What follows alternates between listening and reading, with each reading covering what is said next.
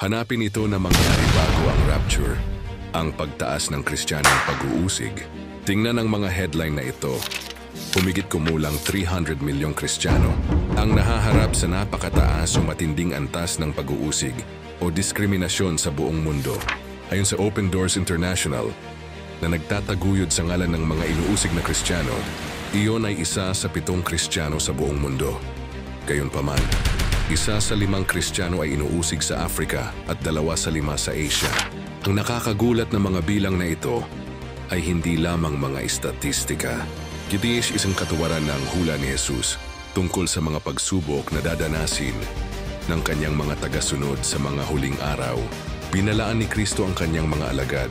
Pagkatapos ay ibibigay nila kayo sa kapighatian at papatayin kayo, at kayo ay kapopootan ng lahat ng mga bansa, alang-alang sa aking pangalan. Tuyon sa Mateo 24, versikulo 9, sa kasaysayan, ang pag-uusig ay palaging kasama ng pananampalatayang Kristiyano. Mula sa mga unang pag-uusig sa simbahan sa ilalim ng mga emperador ng Roma, hanggang sa mga inkwisisyon sa medieval, ang mga mananampalataya ay nahaharap sa banta ng kamatayan dahil sa kanilang mga paniniwala. Gayunpaman, ang ating nasasaksihan ngayon ay isang hindi pa naganap na pagunlad sa parehong sukat at kasidhian. Ang mga bansang tulad ng North Korea, Afghanistan, Somalia, Libya at Pakistan ay patuloy na nangunguna sa mga listahan ng mga bansa kung saan ang mga Kristiyano ay nahaharap sa matinding pag-uusig.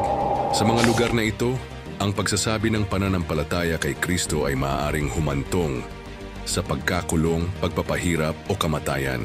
Artikulo 18. Isang organisasyong hindi pampamahalaan sa kalayaan sa relihiyon na nakabase sa London na inilabas noong Enero 2025 na nag-uulat ng mga paglabag sa karapatan laban sa mga Kristiyano sa Iran.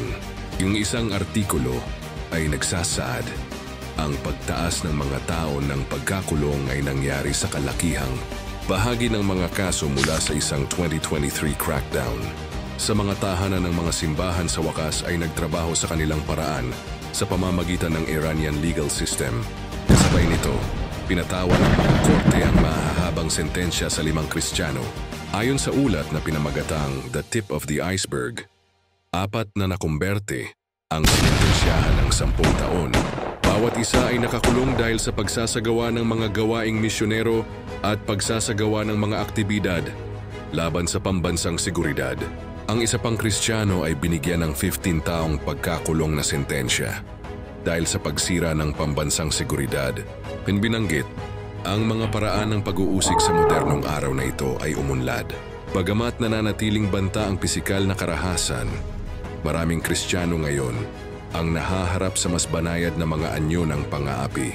Kabilang dito ang diskriminasyon sa ekonomiya, panlipunang ostracism, at legal na paghihigpit sa mga gawaing pangrelihiyon.